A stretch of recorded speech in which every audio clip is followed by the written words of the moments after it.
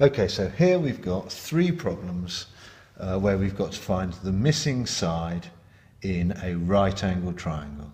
Okay, and I can't stress enough that the methods we will be using to do this can only be used in right-angled triangles. And we will be using the three trigonometric ratios or trigonometric functions that you've recently met. So we're going to be using sine theta equals opposite over hypotenuse, cos theta equals adjacent over hypotenuse, and tan theta equals opposite over adjacent. And these can be remembered sohcahtoa, sohcahtoa. Okay, so in this first triangle, the process is always the same when solving these problems. We've got our angle. We now need to label the other two sides. Well, this side is across from the right angle. It's the longest side, so this is the hypotenuse. Now this side doesn't touch the angle, it's opposite the triangle from the angle, so that is the opposite. So we have got the opposite and the hypotenuse. So we are going to be using sine theta equals opposite over hypotenuse.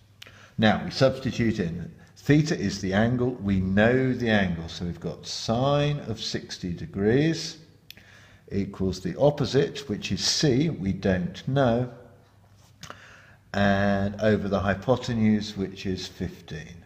So we've got C divided by 15 equals this number. Sine 60 degrees is just a number. So to solve that equation, we multiply both sides of the equation by 15. If we multiply C divided by 15, we just get C, and multiply that, we get 15 times sine 60 degrees. And I can put that in my calculator. 15 times sine 60. On this calculator you have to close your brackets afterwards. Now, very important to check that your calculator is set to degrees. So look for a little D, a tiny little D in the top row of your calculator to confirm that your calculator is set in degrees. There are other settings that will lead you to get the wrong answer. So make sure you've got a little D up there in the top line. So 15 times sine 60. Now that's given me an answer with a square root in it. Just to turn it into an ordinary decimal, I'm going to press that. And it comes to 12.9903. Now, giving my answer to one decimal place, that will be 13.0 centimetres. Okay. So notice I've got the nice diagram there, and then my working set out nice and structured like that. So that's the first one done.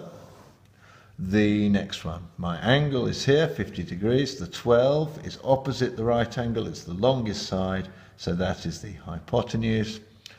B touches the angle, is adjacent to the angle. It's not opposite the angle, it's adjacent to it, so that's the adjacent. So I've labelled the two sides. I don't label the third side because I'm not going to be using it, so I don't label it. So adjacent and hypotenuse, cos theta equals adjacent over hypotenuse. So cos of my angle, which is 50 degrees, equals the adjacent, which is B, which I don't know, divided by the hypotenuse, which is 12. Again, I multiply both sides of that equation by 12, and I get B equals 12 times cos 50 degrees, which is equal to, let's get my calculator, 12 times cos 50 equals, and I get 7.7 centimetres. Just give my answers to one decimal place here. And finally the third one, got the angle here, 34 degrees. 10, it's not the hypotenuse, it's not the longest side, it's not opposite the right angle, it's next to the angle, so it's the adjacent. F is across the triangle from the angle, it's opposite the angle, so that's the op. So I've got the opposite and the adjacent. The opposite and the adjacent is the tan. So tan theta equals opposite over adjacent. So tan of my angle, tan of 34, equals the opposite f over the adjacent 10.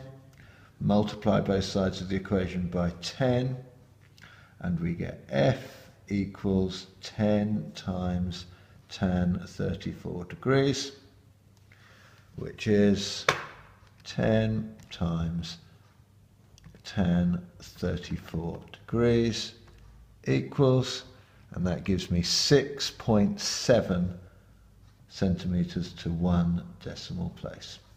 Actually good to write 1 dp after all your answers. I'm going to go back and do that for all of them. 1 dp. So I've rounded my answer to 1 decimal place. Okay, so that's how to solve these problems. There are more complicated examples that involve often working out the hypotenuse is more complicated. So in my next video, I shall show you those.